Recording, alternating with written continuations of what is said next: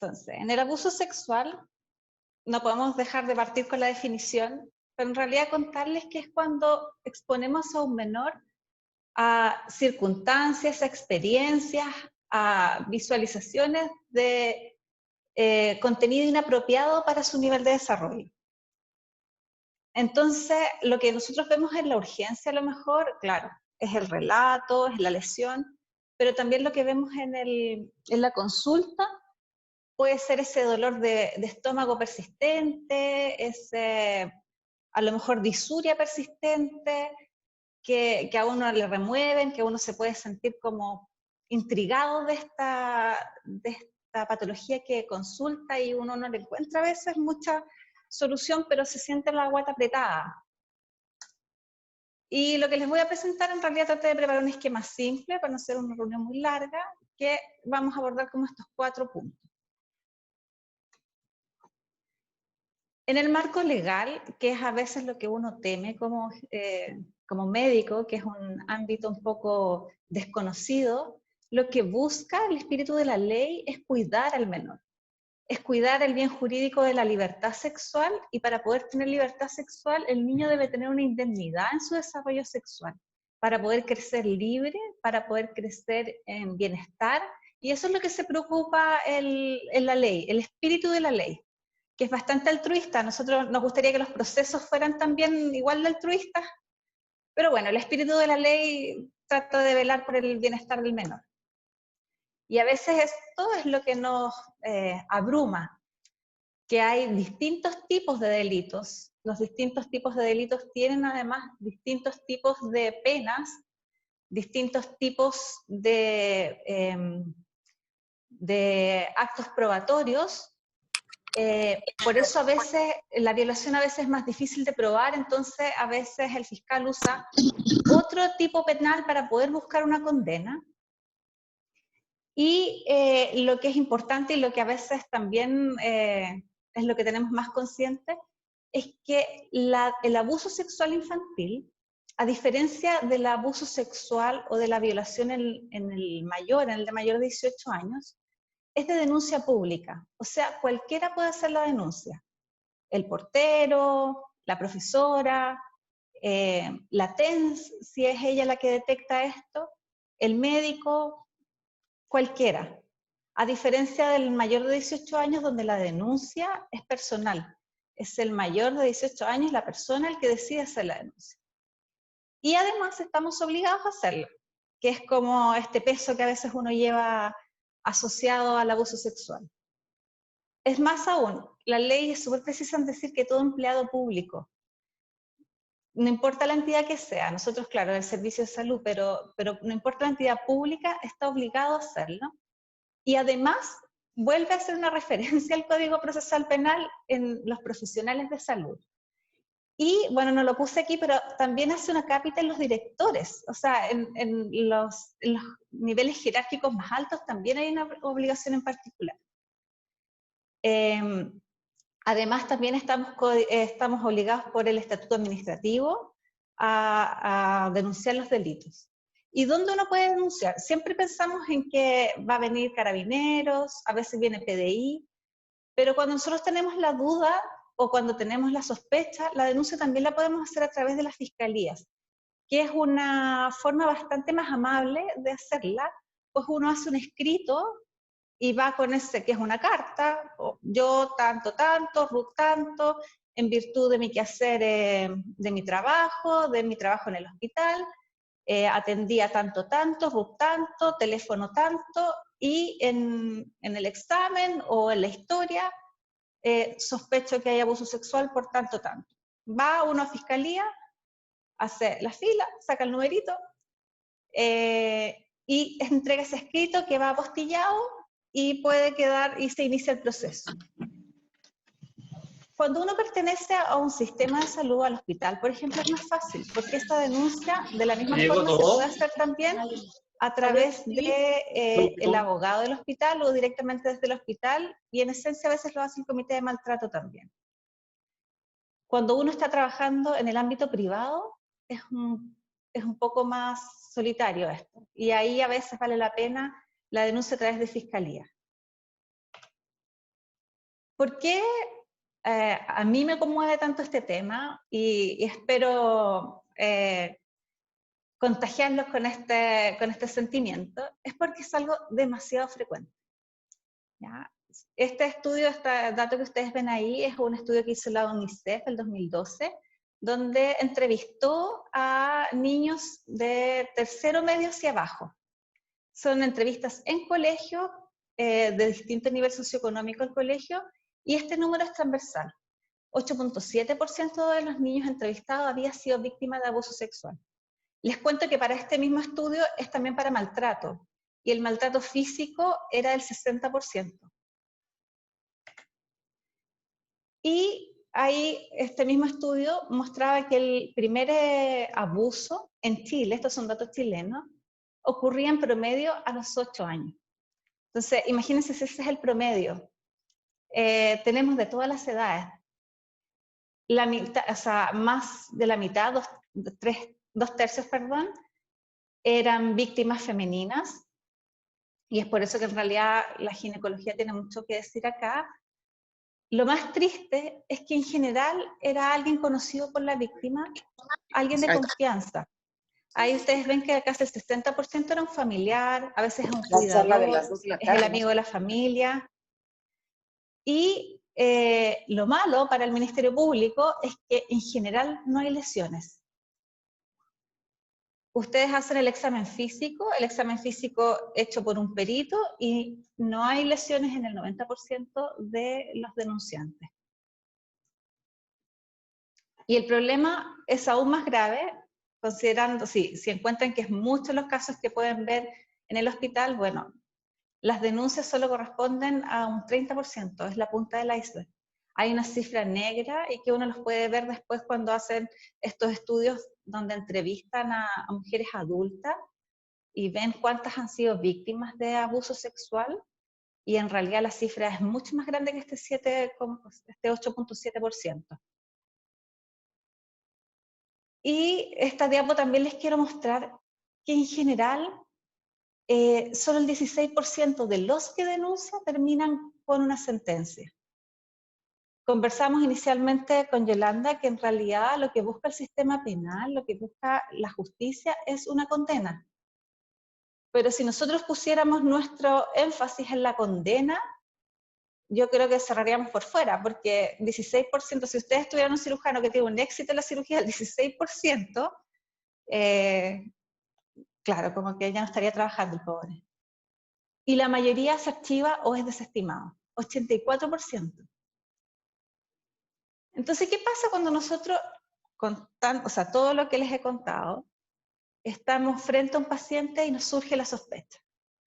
Hay que pensar que el abuso sexual se produce dentro de un ambiente abusivo, al igual que el maltrato. Este esquema también sirve para maltrato, donde no solo está la víctima, ni tampoco el victimario, sino están todos los que fueron testigos, a todos aquellos que se les apretó la guata por alguna situación, pero que no hicieron nada. Entonces, en general, estos niños son niños vulnerables, niños que nos reclaman, familias que nos reclaman, familias que mantienen el abuso en silencio y que a veces la víctima se demora 20, 40 años en poder contar que fue víctima. Y ahí es donde surge y donde quiero como conmoverlos de nuestra labor como médico, que es idealmente cortar este sistema abusivo para crear una nueva normalidad. Nosotros no somos el eslabón podemos ser el eslabón gatillante de esto, no somos el que lo mantiene, pero por lo menos podemos dar paso a que se rompa este círculo y crear un caos, porque al final el quebrar este sistema que crea un caos. Contarle a la paciente o a la mamá, decirle esto que usted ve todos los días es un abuso, crea un caos en la familia, hay que sacar al agresor, se mueve, y la idea es que efectivamente eso se movilice, pero se movilice para proteger a la víctima. Porque a veces también este sistema se puede mover para proteger al victimario. Y entonces, cuando nos surge una alta sospecha y en realidad ya no deberíamos tener duda, es cuando hay un relato. Un niño que cuenta que el tío la toca, un niño que cuenta que el papá se mete a la cama. A veces, pues seguramente ustedes también tienen historias me acuerdo de una niñita que llegó acá y contaba que, no sé, Pepito, que era el amigo de la familia, la había llevado a la pieza y le había bajado los calzones. Y la niña lo contaba con un desplante que en realidad a ella parecía no importarle. Los niños no inventan estas cosas. Si un niño inventa estas cosas, si alguien fue y le metió esta idea a este niño, también está siendo abusado. Porque como veíamos en la definición, exponer a un niño a un material, a una información sexual inapropiada para su edad, también es abuso. Entonces, aunque este niño esté relatando una historia de abuso que no es real, también está siendo abusado. Alguien metió esta historia. Así que el relato siempre es de alta sospecha y siempre debe movilizarnos, independiente del examen físico, independiente de lo que diga la mamá, independiente del estudio psicosocial, uno debe movilizarse solo con el relato. Porque además que un niño logre contar lo que le está pasando es lo menos habitual. Lo más habitual es que el niño a lo mejor insinúe un poco la historia y luego solo lo calle y niegue el abuso. Fíjense, solo 1 de cada 4 niños va a tratar de contar el abuso dentro del primer mes y la mayoría de las veces lo cuentan de forma muy incidental o a veces a una profesora o en el examen físico. Yo tengo como el ejercicio de cada vez que voy a examinar los genitales de un niño, explicarle que yo soy la doctora de las partes privadas y que si ella está de acuerdo y me permite, yo podría hacer el examen y si la mamá está presente y me lo permite también. Entonces, en ese contexto yo le explico a la niña que esto es lo normal. Cualquier cosa que se salga de lo que yo estoy haciendo no está bien. Entonces, en ese minuto, me ha pasado un par de veces, y la niña decir, pero si yo hago lo mismo con Pepito, Pepito también jugamos al doctor y él también me mira. Y entonces ahí, uno en ese relato accidental es donde debe prender las alertas, anotar todo e instruir a la madre para que haga la denuncia. Ojalá siempre hubiera lesiones, ojalá en el examen físico siempre hubiera algo, pero frente a un relato, idealmente deberíamos hacer un examen físico mirando de forma muy general. Pero si en el ejercicio de lo que hacemos nosotros, podemos también encontrarnos con algunos hallazgos que nos parezcan sospechosos. Como les contaba, lo menos frecuente es encontrar lesiones físicas.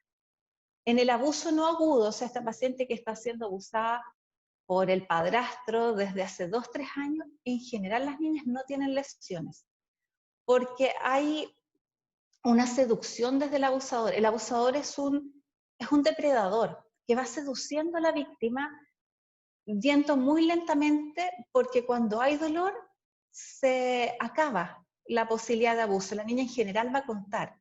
Entonces parte muy lentamente para no generar como la reticencia de la niña, pero también porque saben que la idea es no generar dolor ni lesión. Y lo que ven más abajo en lo que dice agresión aguda, además en las agresiones agudas muy pocos tienen lesiones, pensando habitualmente en pacientes postmenárquicas, ¿sí? Estos son estudios generales. Y lo más habitual en los niños es que el abuso sexual sea con roces y tocaciones, por lo tanto no hay lesiones físicas. Sin embargo, lo que les contaba, aunque el examen físico no aparezca, pero hay un relato, hay que trabajar en base a eso. Y bueno, este es un estudio que es donde baso la presentación, que en realidad cuenta los 50 hallazgos que uno puede encontrar en el examen físico que nos podrían hacer sospechar o no un abuso sexual. Los primeros que les presento ahí son aquellos hallazgos que no son de sospecha o que son variantes normales. Entonces, si ustedes en un examen físico, no sé, pensando en una cirugía, por ejemplo, viendo desde otra patología, encontrar algo que les llama la atención, podrían ir a buscar si esta lesión es llamativa o no, o es de sospecha, o si no, o si es una variedad anatómica. Y entonces, en este mismo apunte, habla sobre las condiciones médicas que podrían llamar la atención. La sinequia vulvar, yo sé que la han visto mucho, pero en esencia cuando la sinequia vulvar se abre de forma traumática, que podría ser la misma niña también, o la madre, los bordes que estaban adheridos están eritematosos y además pueden sangrar, entonces dar un signo de alerta y poder consultar a la urgencia por eso, o a la consulta. La dermatitis de contacto, que provoca estas lesiones que ustedes ven acá, que parecen como bien húmedas, como vesiculares, pero que respetan los pliegues, también pueden provocar una consulta pensando en un abuso. Menos frecuentemente, pero también muy confundente, es el líquen escleroso, que esta foto que ustedes ven ahí es como bien llamativa, pero si la miramos con atención podemos ver esta forma como en 8 que tiene como afectado la vulva, el introito y además la zona anal. Y tiene estas lesiones por grataje muy características porque el líquen produce mucho prurito. La dermatitis alérgica en pacientes atópicas también, por ejemplo, puede provocar como edema y estas distintas erosiones y aquí no están las vesículas pensando en la dermatitis de contacto.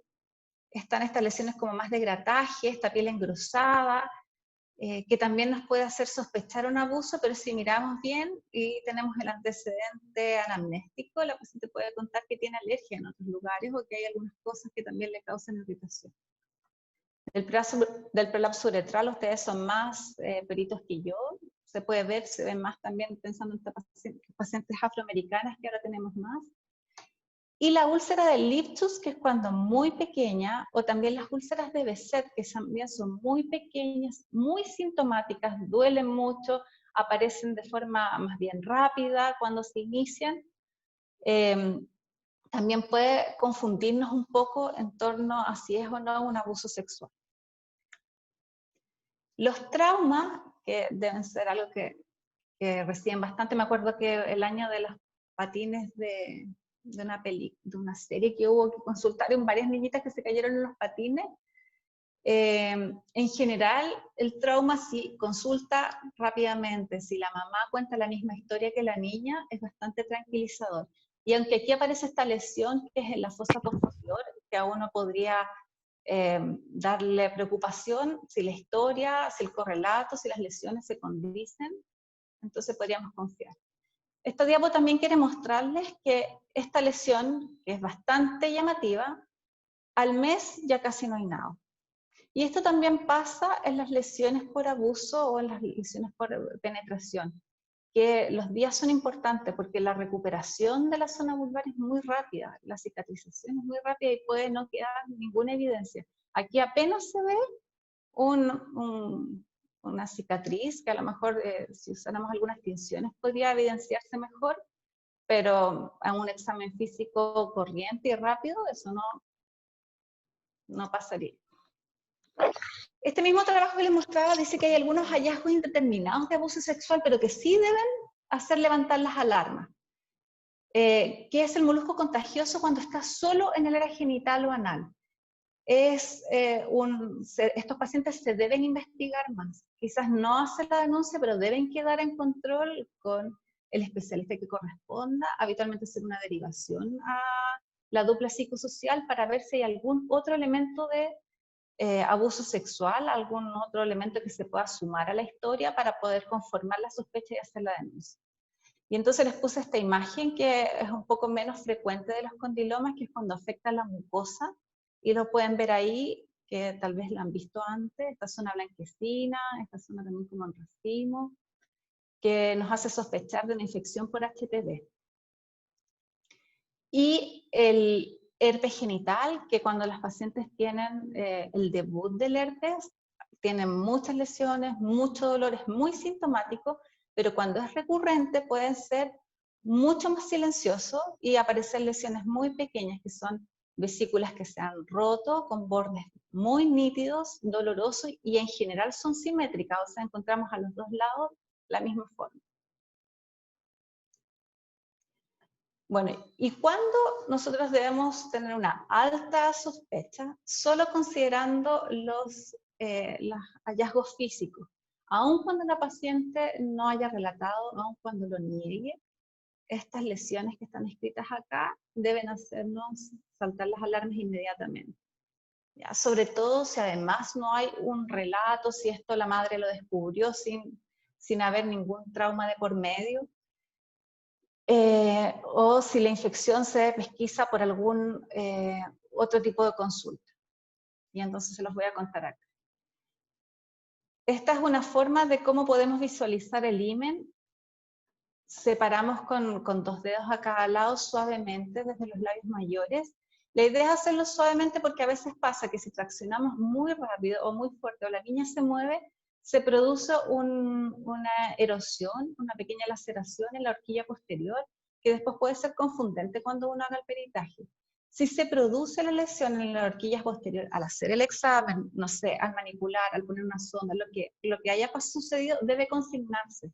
Y debe consignarse como una lesión para no ser confundente a futuro si es que se hace un peritaje. O si se hace el peritaje y se encuentran otras lesiones aparte de esto. En general, cuando se produce una penetración sin consentimiento, las lesiones habitualmente van en la parte posterior del himen.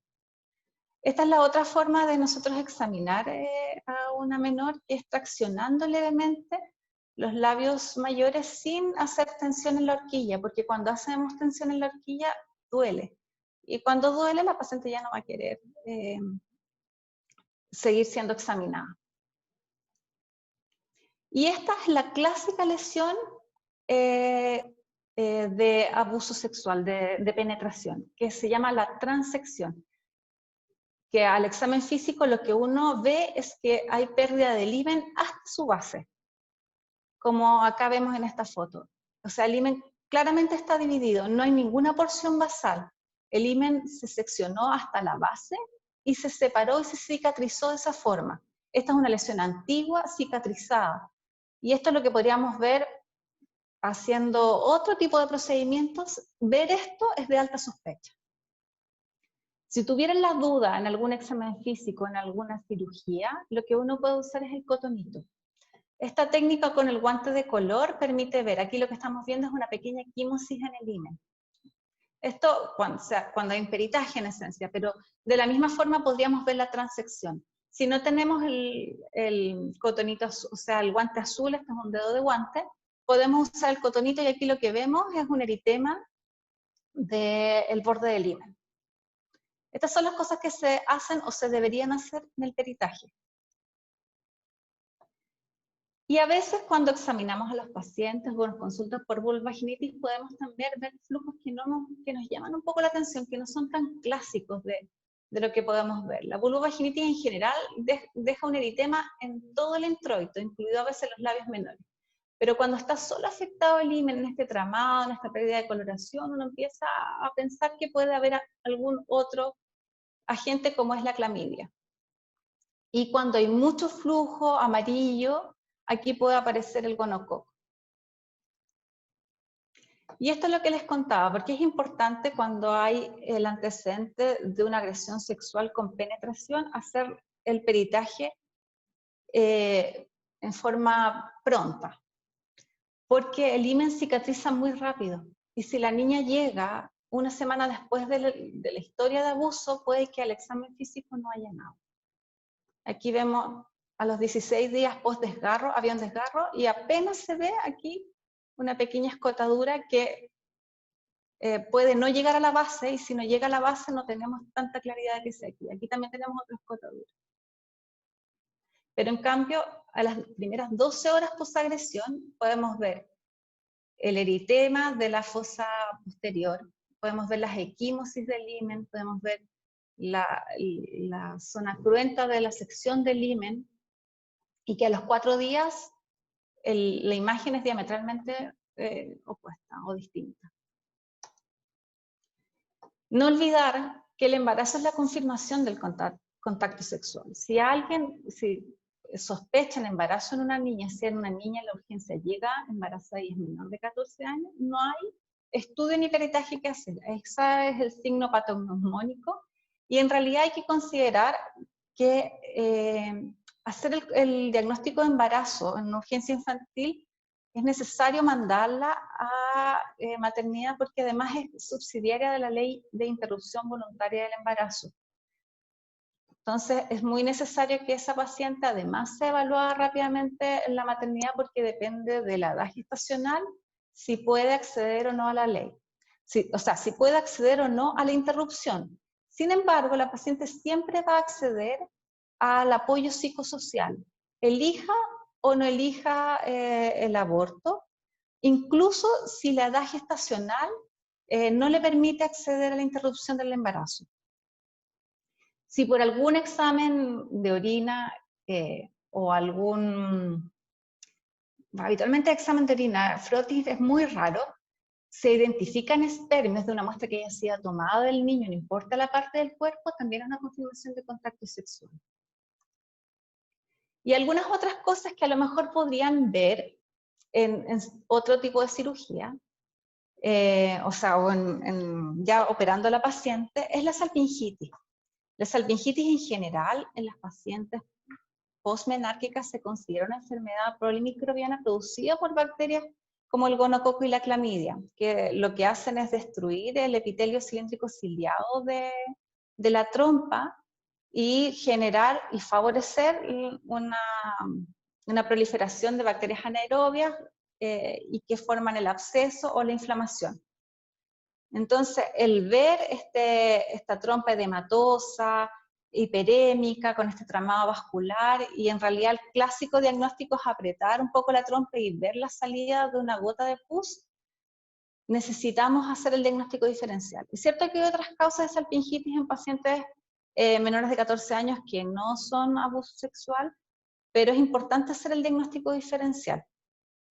De hecho, la laparoscopía es el gold estándar para poder hacer el diagnóstico y además hacer la laparoscopía en estas pacientes donde se sospecha o se tiene como la duda del proceso de la salpingitis o la duda de con otra entidad que produzca abdomen agudo, hacer la laparoscopía temprana es muy beneficioso para el futuro reproductivo de la paciente.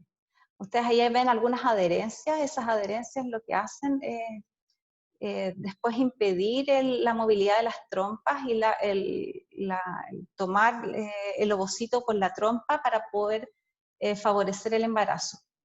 Entonces, la laparoscopía, el aseo solo con agua, la liberación de las adherencias ya mejora el pronóstico reproductivo de esta paciente. Y en la pequeña diapo que hay abajo, ustedes ven que la mayoría de las veces es subclínico. Entonces esto puede ser un hallazgo de la cirugía por otro motivo. También si encontramos adherencias pelvianas que no son explicadas ni por endometriosis ni por alguna otra cirugía previa, alguna infección previa, también levantan las alarmas. Más aún si tenemos este síndrome de Fitzhugh-Curtis, que estas cuerdas de violín, piel hepática, que también son clásicas del gonococo y de la clamidia. Y ojalá que nunca les toque, pero que podría suceder que al entrar pensando en un abdomen agudo, lo que encuentren en realidad es esta trompa con este contenido hemático muy dilatada que nos lleva a pensar en un embarazo ectópico. La clásica triada de diagnóstico del embarazo ectópico es amenorrea, una paciente que estuvo un tiempo sin regla y que de repente empezó a sangrar y tiene mucho dolor. Pero si pensamos bien, esos signos en las menores de 15 años no nos ayudan mucho. Podría ser cualquiera, o podría ser ninguna. Entonces, yo espero que a nadie le haya tocado en realidad, porque entrar por una cosa y encontrarse esto es bien angustioso, pero esto también es diagnóstico de abuso sexual. Y aquí lo más importante, o sea, entre las cosas importantes que hacer es que hay que guardar la muestra, por si a alguno le toca, hay que guardar la muestra para estudio de ADN, porque esta es la prueba confirmatoria que podría encarcelar al agresor. Se hace estudio de ADN al tejido trofoblástico para definir quién es el padre. Y la muestra no se guarda en formalina, sino que se guarda en un frasco de orina común y corriente, y ustedes lo guardan, ojalá en un refrigerador, si no lo va a poder llevar pronto en cadena de custodia, se guarda en el refrigerador, ojalá es que alguien se quede ahí mirando hasta que llame al señor fiscal y se abra la cadena de custodia, para poder después, para no perder este medio probatorio. Además que en esas circunstancias tenemos solo una oportunidad. O sea, si lo guardamos en formalina, se perdió la muestra para estudio de ADN. Lili, perdón, ¿te Y puedo nos preguntar algo? toca, ¿qué hacemos? ¿Mm? Perdona, volviendo a lo anterior, ¿uno va a sacar la trompa completa? Sí, hay que hacer, bueno, si tienen experiencia en esta paciente, la salpingostomía es la mejor opción para un pronóstico reproductivo. Perfecto. Si la trompa no está rota, porque la diapo anterior mostraba este es un embarazo ectópico roto, pero a veces pueden entrar y no ver nada de sangre y que esté solo el contenido. Si pueden hacer la salpingostomía, que se hace seccionando la trompa en forma longitudinal y apretando suavemente por fuera para que como que ebulla o salga el trofoblasto completo. Y la idea es no dejar nada de trofoblasto. Pero me imagino que en unas circunstancias, si les toca a ustedes, tratar de hacerlo lo mejor posible, y después estos pacientes a veces son subsidiarias de metotrexato. Si no se pueden, si la trompa está rota, si es muy grande o si no hay experiencia, salpingectomía es lo que hay que hacer. Súper, gracias. Espero que no les toque. ¿Qué deberíamos hacer? Bueno, seríamos felices si pudiéramos hacer el procedimiento como dicta la mejor lex artis, que es lo que vimos en algún capítulo de Grey's Anatomy, que lo que pasa es que gente preparada o perito preparado, ya verán que Grey's Anatomy todos hacen de todo, abren un kit, que es el kit de la violación y que toman las lesiones y hacen el peritaje completo, solo una vez. Pero no es nuestra realidad. Y entonces a veces nos embarcamos en un dilema que en realidad no debería ser tal, de tratar de hacer las cosas para el servicio médico legal mejor, cuando en realidad nosotros lo que debemos hacer es nuestro arte, o ejercer nuestro arte como médico. Nosotros ya no pudimos hacer prevención primaria, lo único que tratamos de hacer en estas pacientes es hacer una prevención secundaria, o sea, tratar de tratar las infecciones que tenemos ahora y prevenir las complicaciones futuras. El canal legal seguirá su curso. Nosotros deberíamos tratar de hacer lo mejor para estas pacientes y su pronóstico reproductivo, su pronóstico de salud mental, su pronóstico físico. Una diapo contando que ustedes pueden ser, o el que reciba la historia de abuso puede ser el primero que tenga que hacer contención. Y que hay una hora dorada que se llama primera ayuda psicológica, y que lo que uno tiene que hacer es contener y no juzgar. No decir por qué no contaste antes, pero por qué fuiste a la fiesta, por qué tomaste de más, por qué saliste con él si tú sabes cómo es. Solo contener y acoger. Este es el flujograma que está difundido en ese PDF que les envié. Es un flujograma que hizo el Servicio de Salud Metropolitano Sur en un PowerPoint no muy amigable, pero en realidad se basa en la norma de atención a víctimas de violencia sexual, donde lo único que me gustaría recalcar es que la idea es poder hacer todo lo médico antes de mandar al servicio médico legal, que la paciente no tenga que ir del SAPU a los carabineros, de los carabineros al Exequiel González Cortés, del Exequiel González Cortés al servicio médico legal, del servicio médico legal al Roberto del Río, y del Roberto del Río a veces las mandan a la Laguna CES para buscar los medicamentos y luego vuelven con nosotros. ¿Se imaginan contar un secreto muy vergonzoso en 7 oportunidades en menos de un día, sin contar que lo han examinado 2 o 3 veces? Eso es victimización secundaria y eso es lo que nosotros debemos tratar de evitar. Eso también es prevenir complicaciones de salud mental, es prevención terciaria también en esta paciente, y es nuestro rol. Les cuento que nosotros tenemos acá una forma bastante amable de tomar exámenes de infección de transmisión sexual, que es este tubito, que se puede tomar en orina, se toma en primer chorro de orina. Ustedes toman la muestra en un vasito de examen de orina común y corriente y después sumergen la tórula y la colocan dentro de este tubito. Hay unos en el refrigerador de la urgencia, si les toca, no sé, en el box, en el CAE, pueden ir a pedirlos al laboratorio, es de libre disposición y se va en una orden externa. Si la paciente les llega a la urgencia con una agresión aguda, debemos tomarle todas las muestras de sangre piensen como un accidente cortopunzante, pero sumarle el embarazo y si hay dudas de que haya intoxicación etílica o por drogas, también es posible hacer el examen para descarte. La profilaxis para infección de transmisión sexual debería indicarse solo en aquellas pacientes que tienen menos de 72 horas de exposición. Y en realidad están descritas en las normas, están descritas en el PDF. Yo me imagino que nadie se las va a aprender, pero son medicamentos que tenemos y que tenemos en general en la urgencia. Entonces, fácil. La vacuna para la hepatitis B es discutible considerando que la mayoría de nuestra población está vacunada. Y nosotros en el hospital solo podemos dar AZT, es lo que hay, pero si derivaran a la UNACES, la paciente podría acceder a una triterapia. Yo les recomiendo en realidad llamar al infectólogo para que haga desautorización. Y no olvidar, antes de que la paciente se vaya, la anticoncepción de emergencia es posmenárquica. Ya la anticoncepción de emergencia actúa mucho mejor en las primeras 72 horas de ocurrió, y aún mejor es en las primeras 24 horas. Hay en dos formatos en el hospital, llega uno a la otro según lo que compre la Cenabas. Está en la farmacia ambulatoria, en algunas ocasiones he dejado la urgencia y se da.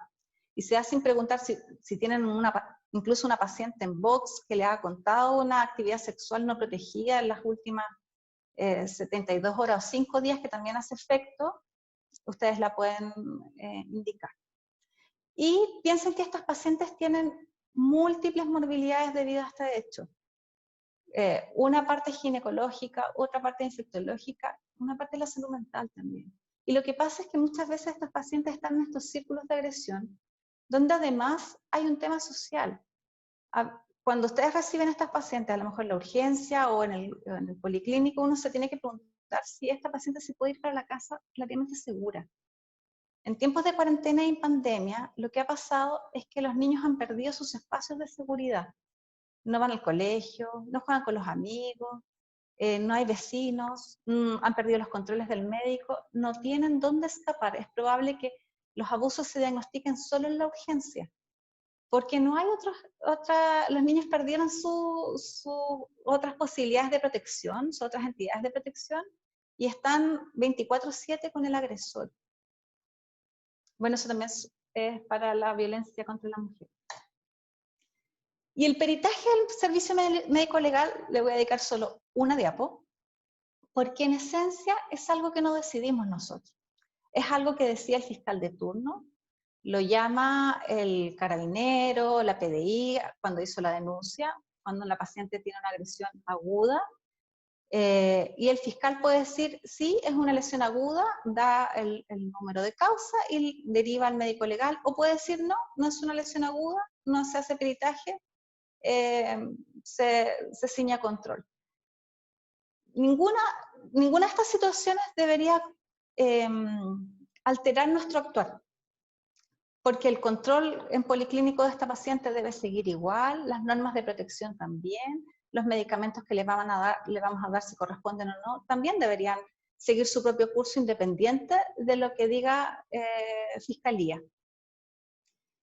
Y ese es como mi mensaje final, y es que en realidad nosotros, dentro de esta agresión sexual, dentro de esta entidad con código CIE-10, nosotros tenemos que actuar pensando en el bienestar del paciente, en las comorbilidades futuras, en las enfermedades que podría presentar ahora, y actuar en consecuencia. Lo que decida el canal legal puede ser en 2 años más, después del peritaje. Lo que sí ofrece la denuncia es la posibilidad de acceder a la reparación, y que eso al final disminuye la comorbilidad y permite que la paciente pueda tomar este trauma, integrarlo y poder seguir con su vida ella y la familia. Si tienen tiempo en esta cuarentena, yo les recomiendo estas 3 series donde hablan un poco de este tema, muestran un poco el contexto social a veces de lo que ocurre en el abuso sexual, no tanto infantil en las series que les estoy mostrando, pero nos permiten ver desde una forma más biopsicosocial. Así que estoy atenta a sus preguntas si es que hubiera.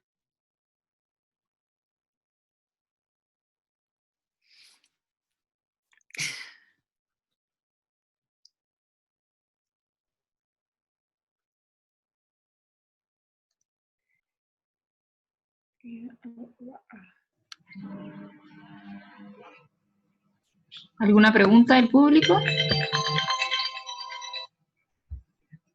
La Ale López tenía el dedo y después yo. Ya. Gracias. Ale López, habla. Más que una pregunta, es confirmar lo que decía la Lili. ¿El kit de abuso sexual está en enfermería?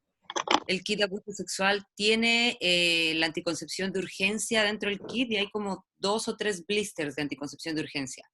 Entonces no se necesita ir a buscar a farmacia. El kit de abuso sexual que está en la urgencia ya tiene 2 o 3 para el turno. Entonces ahí pueden contar con uno para sacarlo y entregar a la paciente. Oh, maravilloso. Yo he ido a dejar algunos nomás, pero no sabía que estaba ahí estándar. Sí, lo tienen las enfermeras. Hay que coordinar con las enfermeras y ellas tienen dentro de ese kit todas las cosas que necesitan para tomar las pruebas de ITS y demás. Perfecto. La doctora Letelier y después Cami tiene la mano levantada también. Gracias, Lili, por la presentación. Me sumo a tu dolor de guata. Yo creo que uno de los temas que nunca me gustó durante toda mi vida profesional fue esto, porque me dolía la guata cada vez que llegaba uno de estos niñitos o niñitas, que son de ambos géneros, digamos. No discrimina mucho, o no se discrimina por género, digamos. A uno le llama mucho la atención algunas cosas y solo quiero comentarles que nosotros hicimos un trabajo hace como 20 años y la verdad que era verdad que el 80-85% de las personas conocidas. Nunca era alguien extraño, ni mucho menos, sino que era gente conocida. Que siempre uno le repite a la mamá que cuando usted sospecha algo, que también el 80% más de los exámenes físicos no tienen nada porque son tocaciones o no dejan ninguna marca, por lo tanto a la mamá uno, por lo menos yo siempre les dije, que aunque el examen físico fuera negativo, uno no debía dejar de parar la oreja porque por algo la llevaba a la urgencia, o, digamos, mantener la visión expectante de la situación y no dejar de hacer las cosas aunque el examen fuera negativo. Pero por el otro lado uno se veía en el extremo en que también cachaba que había una manipulación de mamás y papás separados, que era intervención el fin de semana de guiar los cabros a que uno los examinara. Entonces hay un gran abanico de situaciones, pero uno como médico legal dice siempre sospecha y siempre diga hasta que no se muestre lo contrario.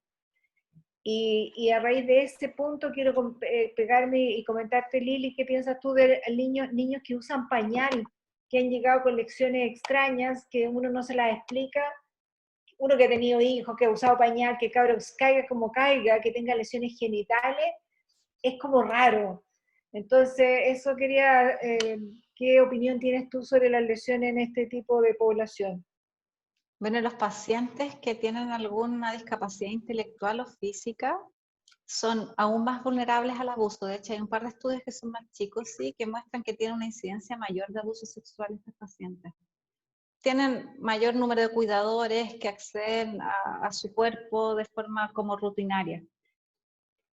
Tenía una profe que decía que cuando uno se le aprieta la guata, tiene que actuar en consecuencia. O sea, no siempre uno puede hacer la denuncia, porque no puede decir al señor fiscal se me apretó la guata. Pero a veces citar más a estos pacientes, pedirle ayuda al asistente social. Lo bueno de estar en un hospital es que uno no está solo. Y en esencia el abordaje del abuso sexual, así como el maltrato infantil, debería ser un equipo, y un equipo donde varios pudieran dar su opinión antes de a veces decidir si hay o no denuncia o intervención. El problema es que a veces estás sola en la urgencia a las 3 de la mañana. Pero, por ejemplo, investigar, por ejemplo, si esa paciente puede volver a su casa con cierta seguridad, pero citarla al policlínico en una semana. Y dejar la evaluación por asistente social, por ejemplo. A veces lo que hace el asistente social no es precisamente ir a conversar el caso directamente con los familiares, sino, por ejemplo, llamar al consultorio para ver qué antecedentes tienen ellos. Es recabar un poco los antecedentes si hay otros elementos de abuso. Si este niño duerme con un adulto, por ejemplo, si hay hacinamiento, si hay otros casos de abuso sexual en la familia, si hay un abusador conocido, todas esas cosas a veces uno no las puede descubrir como médico, pero el asistente social a veces solo preguntando si el consultorio o las otras entidades que tuvieron contacto con este niño tienen más antecedentes y uno logra formar el diagnóstico. Yo me imagino que recuerdan algunos casos que hemos tenido donde después de recabar la historia de los hermanitos, por ejemplo, pudieron entender que este niño estaba siendo víctima de maltrato infantil, por ejemplo.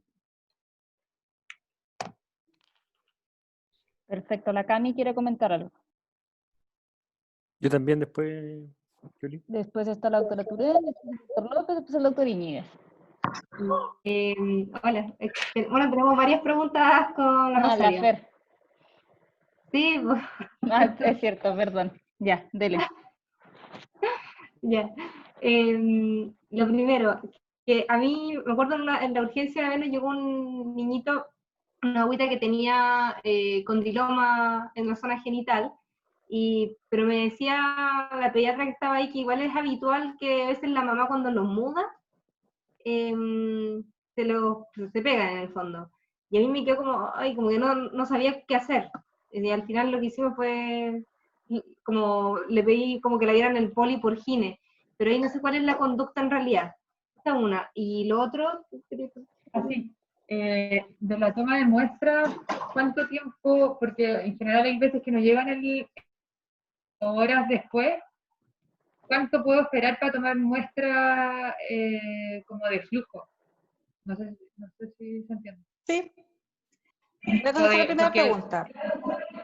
Oye, En esencia, cuando hay condilomas, cuando hay gonococo, cuando hay clamidia que te salieron positivos, por ejemplo, al examen, estaba tratando de agrandar esta imagen, hay que salir del periodo perinatal. Hay una transmisión vertical que podría explicar el que este niño estuviera con lesiones que da una ventana hasta los 2 años. Da una ventana hasta los 2 años. Incluso en algunos estudios muestran hasta 3, pero 2 años, 2 es un número mágico. 2 años para gonococo, 2 años para clamidia, 2 años para condiloma. Si el niño es menor de 2 años, lo que uno debería sospechar es que la madre tuvo o tiene condiloma y debería ir a hacer un examen ginecológico la madre. O a veces tienen la historia, tienen el antecedente porque son examinadas durante el embarazo, que tenía una lesión, que la quemaron, que desapareció, pero el HPV sigue viviendo en las mucosas y puede contagiar al niño, sobre todo si nació por parto vaginal. Pero, por ejemplo, ese niño debería quedar citado al policlínico de dermatología o conmigo. Yo rescato después a esas pacientes y les doy hora. Se me olvidó decirles que el abuso sexual es de derivación directa desde la urgencia a ginecología, entonces basta que ustedes emiten la interconsulta y la gente de agenda toma esta interconsulta y le asigna hora. Habitualmente me mandan un WhatsApp para darle hora rápido. Si ustedes me mandan un WhatsApp a mí, yo le doy hora más rápido todavía. O si me dejan los datos, me dejan enviar un mensaje con los datos, si es las 3 de la mañana, yo no tengo mi teléfono con volumen, así que me pueden mandar el mensaje, me va a quedar ahí y yo al día siguiente le asigno la hora y rescato al paciente. Y no necesariamente, si a ustedes les queda como la duda, no necesariamente es necesario hacer el diagnóstico y la denuncia, sino que lo importante es que lo dejen enlazado. Que ese niño no se vaya. Como decía un profe mío, que lo más peligroso es el niño que se va de alta y no vuelve nunca más, que el niño que queda en relación al hospital o hospitalizado. Entonces, si a usted se le aprieta la guata, a veces lo que uno hace es citarlo más veces. Con respecto al flujo, dependiendo de lo que quieres pesquisar, si es ITS, si son ADN de clamidia, gonococo, ureplasma, que es lo que mide el panel de ITS, tienes una ventana bien amplia de semanas, porque lo que pilla no es la infección activa, sino que hay un pito, no sé si lo sienten ustedes, pero lo que descubre esto son fibras de ADN, por lo tanto, aunque fue tratado con antibióticos, los días siguientes uno puede volver a hacer el examen y pesquisarlo. Si no lo puedes tomar en el mismo momento, puedes citar para que lo tomen después. O en el control conmigo, puede quedar. ¿Hay un pito o lo tengo solo yo? Lo tienes solo tú, parece, Lili, porque no lo escucho el resto. No se escucha nada. La doctora Turén quería opinar algo también, después el doctor López, después el doctor Iñiguez. Ahí sí. Oye, gracias Lili. Oye, bueno, una pregunta ya la contestaste, que era si podían todos tener tu celular y molestarte a cualquier hora para cualquier consulta. Así que muchas gracias. Y la otra es... Todo, cualquier cosa. Pero me dejan el mensaje y listo, no hay problema. Bueno, y la otra es el examen en el servicio de urgencia. ¿Lo hacen acompañado por quién? ¿El examen cuál? El examen ginecológico, físico, genitales, de sospecha.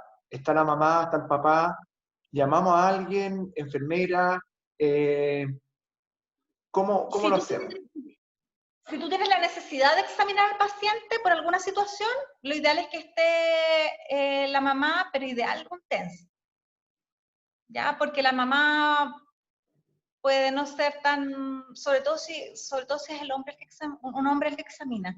Yo creo que lo mejor es tener un testigo conocido, nuestro. A mí a ginecología me llegaban a veces madres con la duda de por qué la examinó el ginecólogo hombre, por ejemplo, o el pediatra, acompañado de alguien. Pero sí existe la necesidad de examinarla. Si la paciente tiene un relato de abuso, no hay necesidad de examinarla. Prevalece el relato y lo que va a pasar es que si hay necesidad de examinarla, la va a hacer el médico legal. Si la paciente está sangrando, si tiene una lesión o si consulta directamente por una lesión en zona vulvar, bueno, ahí nada que hacer. Acompañarse de una TENS más que de la mamá, yo lo que a veces hago, porque también a veces pido que me acompañe alguien. Si ustedes necesitan que yo venga, yo puedo venir, en general. O pueden diferir el examen hasta un día en el que yo esté, por ejemplo. Hay una ventana que habitualmente es de 12 horas, donde, por ejemplo, si llegó a las 3 de la mañana, uno manda a la paciente a que vaya a su casa, que no se bañe, que duerma y que vuelva al día siguiente conmigo, por ejemplo. Si es que les quedara la duda. Y el poder grabarlo, si la paciente empieza a relatar algo, grabarlo en video, ¿es válido, es recomendable o solo uno lo escucha y lo anota en la ficha? Es válido y te puede servir como prueba. Lo que yo pido a veces es que la mamá grabe o la mamá saque fotos, porque también hay un tema ahí de quién es la información, sobre todo de las fotos genitales, por ejemplo. Lo que yo pido a veces es que la mamá tome fotos, porque puede ser cuestionable que nosotros tengamos fotos. Nosotros nos mandamos fotos sin ningún problema, pero eso puede ser cuestionable. Y por ejemplo, si están en pabellón y hay algo que les llama la atención, o de frente se encuentran con una lesión que es muy sospechosa, lo que se puede hacer es llamar a un carabinero que preste su placa. Y el carabinero actúa como testigo de fe que tú estás tomando fotos que pertenecen a esa niña. Perfecto. Como Vale. pensando en que es una prueba judicial. Pero si no, en esencia, lo que uno hace es un informe, y el informe tiene poder legal. Gracias por la charla.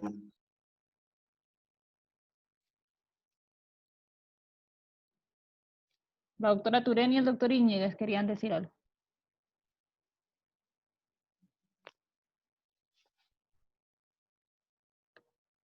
Doctor Íñiguez, doctora Turén. ¿Puedo yo? Sí. Doctora Turén, ¿no? No, 3, no. 2, 1, ya. Gracias Lili, muchas gracias y clarifica un montón de puntos. Mi duda es, no mostraste fotos de lesiones en niños. Mi pregunta dirigidamente, ¿estamos viendo abuso en niños hombres? ¿O es muy frecuente? Muy buena pregunta. Se me olvidó hacer las aclaraciones, ¿eh? Yo soy ginecóloga obstetra y después hice la especialidad, así que mi practice en hombres es muy baja. Y necesitamos eso, necesitamos la contraparte en hombres. O sea, yo veo algunas lesiones y conozco algunas lesiones, pero como peritaje no serviría de nada lo que yo pudiera decir. Y no tengo toda la experiencia, porque además en mi quehacer diario no veo niños. Así que es una falencia que tenemos.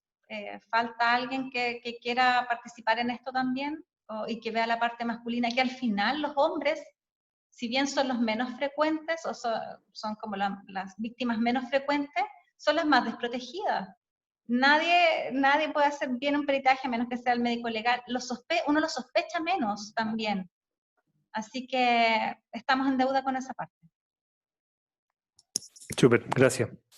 ¿Puedo hacer un comentario a eso antes de pasar al otro? Dale, López tiene el dedo subido hace rato también.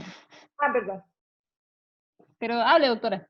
No, no, era que no es tan infrecuente y lo que uno ve con mucha frecuencia es, y no sé, nosotros en general igual nos mandábamos al médico legal en mi época que yo hacía turno, es la actividad o los juegos sexuales entre niños, varones, en el cual ellos te relatan claramente que hay penetración por ano del cabro de 8 en uno de 6 o uno de 6 sobre uno de 8, que a veces son edades bastante parecidas, y que muchas veces se interpreta como juegos, pero eso no es normal. ¿Te fijas? Pero eso era una consulta bastante habitual en la urgencia. Yo no sé si siguen consultando por eso, pero yo me acuerdo en mis tiempos de aquellos, los que ya soy feliz que no hago turno, me consultaban harto. ¿Ale? Sí, lamentablemente era algo similar a lo que dijo la doctora Letelier, lo que iba a decir. Bueno, muchas gracias, Lili, el seminario estuvo súper, súper bueno. Lamentablemente no ha disminuido, según el relato que nos da la doctora Letelier, no ha disminuido mucho la cantidad de consultas en hombres y generalmente tienden a ser esos.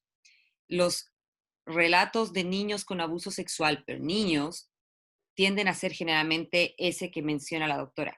Generalmente niños de mayor edad, peri 14 años, que están abusando a niños de 8 años. Me ha tocado ver en la urgencia el caso de 2 parejas, o sea, de 2 casos distintos, que los hemos manejado con psiquiatría. Vinieron de salud mental con ellos en un caso y en otro caso tuve que llamar yo a salud mental. Y sí, el análisis fue mucho más extenso porque ahí el abusador, que es el niño mayor, también se considera abusado. Mi duda en esos casos es, ¿se debe tomar o no se debe tomar panel ITS? ¿Cómo tomarlo? ¿Qué exámenes tomarlo? Esas dudas son las que me quedan con los niños varones. Con las niñas mujeres obviamente ya tenemos un esquema bastante más claro, pero en hombres me queda mucho la duda de qué más podríamos hacer, además de derivar a médico legal y a salud mental. En algún caso también derivamos a urología, no me acuerdo bien, pero esa es mi pregunta. En esencia, el camino es el mismo. Si tú sospechas que hay abuso, la denuncia y el estudio debería ser primordial. Ahí yo creo que lo que te acompaña es el comité de maltrato, o sea, hacer la denuncia al comité. Porque además tú dices, bueno, pero el agresor tiene menos de 14 años, por lo tanto es inimputable. Pero resulta que ese agresor seguramente es víctima, porque tiene acceso a un comportamiento sexual que no es acorde a su edad. Por lo tanto, lo que debemos sospechar no solo que es el victimario, sino también es la víctima y hacer la denuncia por los dos. Exacto. Pero, ¿y respecto a los exámenes? El panel de ITS en hombres se puede tomar en la muestra de orina, de hecho es donde más está estandarizado lo mismo, de primer chorro.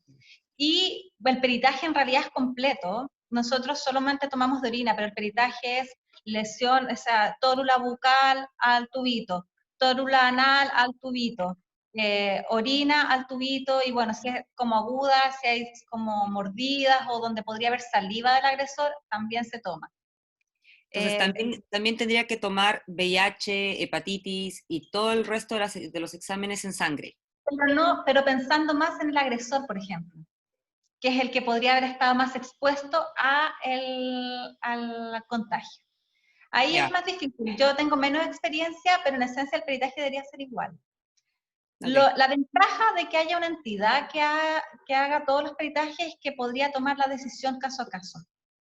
El problema es cuando es como del turno, es más difícil y es más fácil, si vamos a pincharlo, pedir todos los exámenes. Si vamos a tomar las muestras, tomar todas las muestras.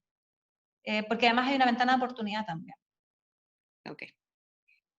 Ahora, lo que viene, se supone que lo que vendría, debía ser este año, el próximo es un cambio y a empezar a abrir las salas de acogida y hacer que el peritaje sea clínico y legal. O sea, que se haga el peritaje clínico, el tratamiento, la toma de muestras, todo en una sola entidad y que esa entidad habitualmente sería un espacio dentro de la urgencia, ya sea infantil o adulta.